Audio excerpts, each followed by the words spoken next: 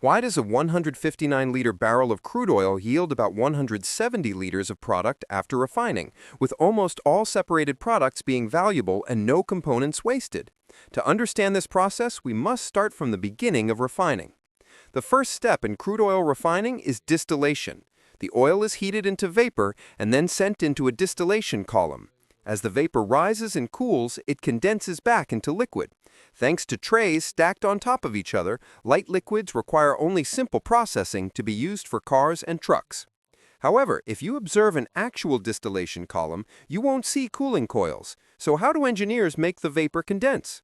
First, crude oil is fed into a furnace to create a high-temperature liquid-gas mixture and pumped into the distillation column. Let's assume at the first level, the liquid temperature on the tray is 370 degrees Celsius, while the incoming stream is 400 degrees Celsius. At this point, liquid components flow down while vapor begins to rise. This 400 degrees Celsius vapor first meets a level with a lower temperature. This level has a special bubble cap design, forcing the gas to pass through the liquid layer on the tray. The key point is this: the liquid temperature is much lower than the gas. If a gas component has a boiling point of 375 degrees Celsius, it will condense in the liquid. Components with boiling points between 370 degrees Celsius and 400 degrees Celsius behave similarly.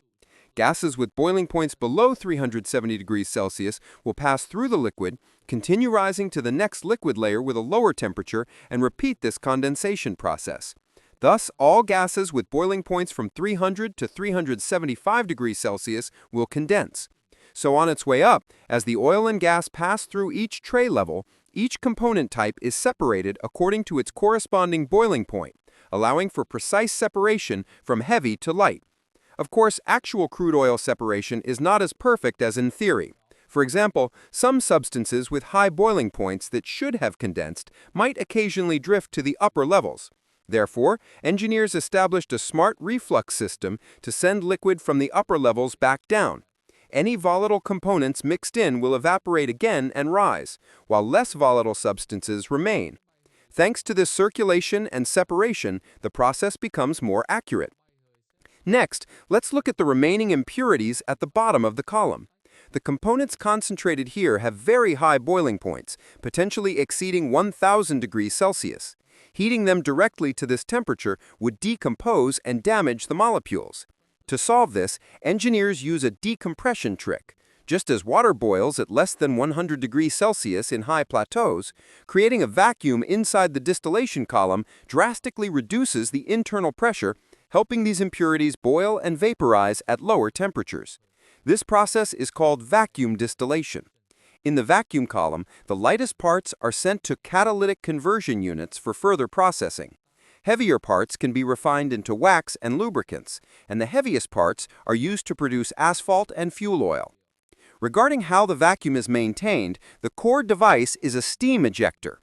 It uses high-speed steam to create negative pressure like a giant vacuum cleaner, continuously sucking air out of the column to keep the pressure stable at about 1/10 of normal vacuum levels. At this point, you might have another question. We've talked about separation from start to finish, but when a distillation column first starts operating, where does the liquid on the trays come from? The answer lies in a step called liquid level and reflux. Liquid is introduced from the top of the column first, so that each level retains liquid on the trays, preparing for later contact with the vapor. When oil and gas are introduced, within just a few minutes, the levels will form liquids with different components. Therefore, a 159-liter barrel of crude oil can yield about 170 liters of product after refining. The reason is that large molecules are broken down into many smaller molecules, so the volume increases. This includes about 73 liters of gasoline, about 40 liters of diesel, as well as kerosene, lubricants, asphalt, and various other oils. Each type is sent to serve different purposes and markets. The inventor of the loudspeaker was truly a genius. Thanks to the rapid development of modern technology, we can see his mark everywhere. So how does a speaker produce sound? First, let's look at its structure. You will notice a large magnet at the very bottom. It is actually a permanent magnet. Its structure is as follows. There's a hollow hole in the center of the permanent magnet. Its two magnetic poles are located on the top and bottom faces, and each pole is fitted with a magnetic conductive metal plate. The top is a standard ring shape, and the bottom is a cylinder inserted into the hole. There is a space between these two parts, called the magnetic gap. The two conductive plates have magnetism corresponding to their faces. Next is the metal frame, or basket, fixed above the conductive plate.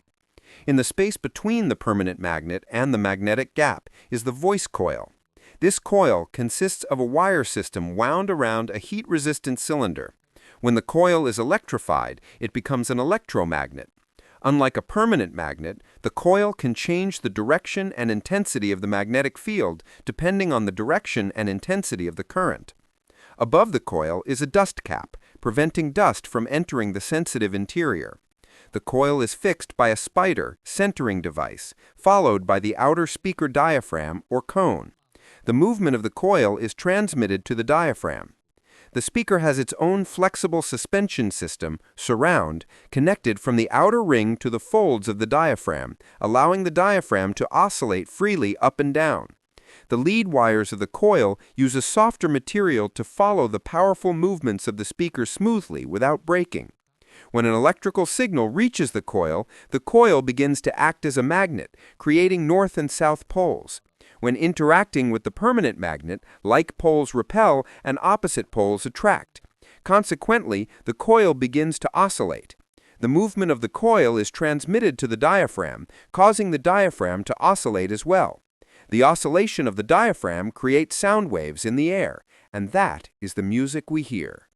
That's it. You've learned how it works. Why is the Mars rover Perseverance the most advanced exploration machine currently landing on another planet? Let's find out.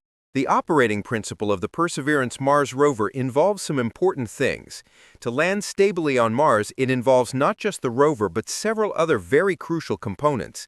This is the descent stage. It is designed with 8 thrusters used during landing. This is the heat shield, primarily protecting Perseverance from heat while penetrating the Martian atmosphere. This is the back shell, used to protect Perseverance during touchdown on Martian rocks and prevent impact. This is the cruise stage. Its functions relate to communication with Earth and providing fuel as well as propulsion. When these sophisticated parts are assembled, placed inside the rocket fairing, transported to the launch pad, and mounted on top of the rocket taking Perseverance to Mars is the Atlas V.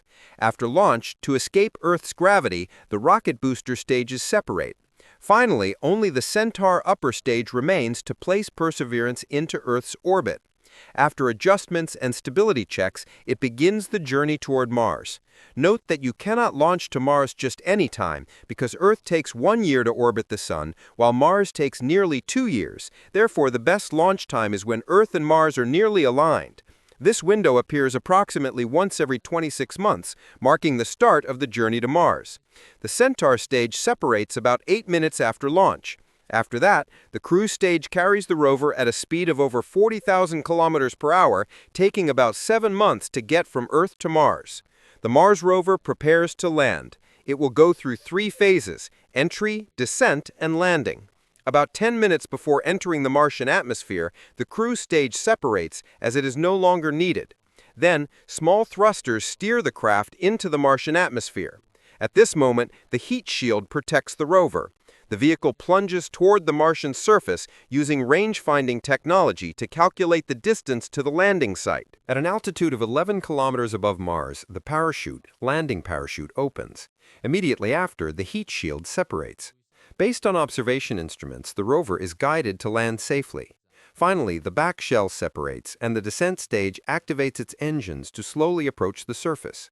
When near the ground, the descent stage separates, but still holds the rover by cables, a sky crane maneuver, and the Perseverance rover lands at Jezero Crater. Of course, this is a landing site pre-designed by scientists. After landing, the stage releases the cables and flies away from the rover. Because there are no maintenance stations on Mars, and it must face a different atmosphere and gravity, Perseverance is designed to be extremely sophisticated and was tested for 8 years before completion. The goal is to help it operate long-term on Mars. Perseverance has 6 identical wheels. The front and rear wheels can rotate 360 degrees, helping it change direction easily. Since Mars is full of unknowns, the vehicle's speed is only about a few centimeters per second, and the body is a box of thermal-controlled electronic equipment. The entire vehicle is as large as a car. The rover is equipped with many high-tech exploration devices, a mechanical arm for sample collection, high-definition cameras, and obstacle avoidance sensors. Through these devices, it transmits a lot of data back to Earth. The vehicle's power system is a radioisotope thermoelectric generator, making the vehicle compact and durable. From launch on Earth to landing and exploration on Mars, every step is automated. If just one part fails, the exploration mission will fail and become space junk. That is why it is considered the most advanced automated exploration machine ever to visit another planet.